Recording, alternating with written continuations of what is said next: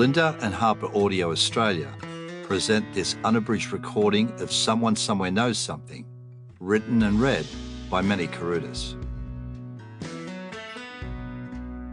This audiobook contains references to violent crimes.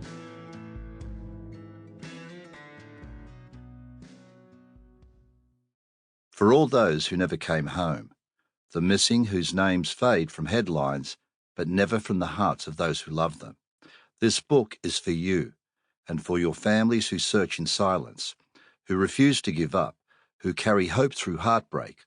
May your stories be heard, and may the truth one day find its way home.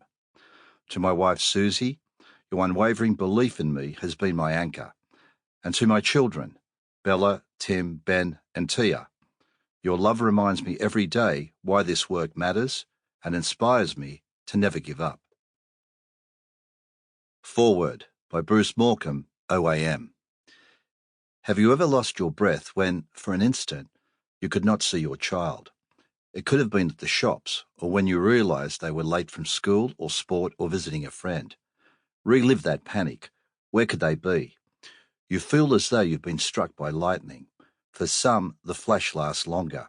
You cannot breathe. Where the hell are they? Gone, never to be seen again.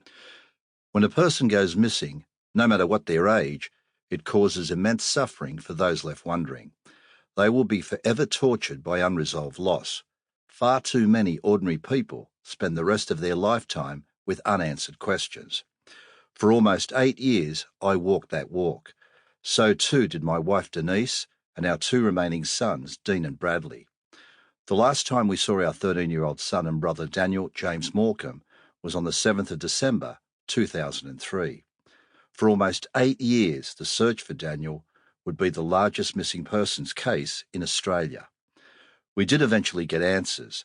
As sad as they were, at least we knew.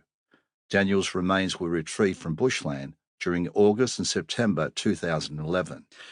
He was finally laid to rest on the 7th of December 2012. Not long after Daniel went missing, we met Meni Caroutas. He interviewed us for a TV program he was working on. Over the course of 20 years, I have come to respect Meni because he has remained a true fighter for the missing. He is passionate about finding the answers and being a voice for those who do not wish to or can no longer speak. Over that time, Meni and I have shared stories and worked on projects together in an attempt to generate public interest in a subject often not discussed. With advances in technology and forensic science and the advent of social media, new light can be shone on the dark world of those who have been left devastated by the sudden disappearance of a family member, loved one, friend, work colleague, schoolmate, or neighbour. We call that hope. Don't give up on the missing, please. Bruce Morecambe, OAM. Preface. As a young boy, I was always going to be a journalist or a cop. I had an insatiable curiosity and a hunger for news. I started reading the daily paper back in the 1970s when I was about 8, simply because it was for sale in the milk bar my family owned. It was the crime stories that captivated me. The dreadful acts people committed against each other horrified me, but I was also fascinated by the heroes who locked up the criminals and made the streets safer. Reporters and detectives quickly became my idols. They were the ones chasing truth and justice, and I knew that was what I wanted to do with my life. After high school, I applied for countless cadetships with newspapers, but nothing came of them. So I went to university to study history and English literature.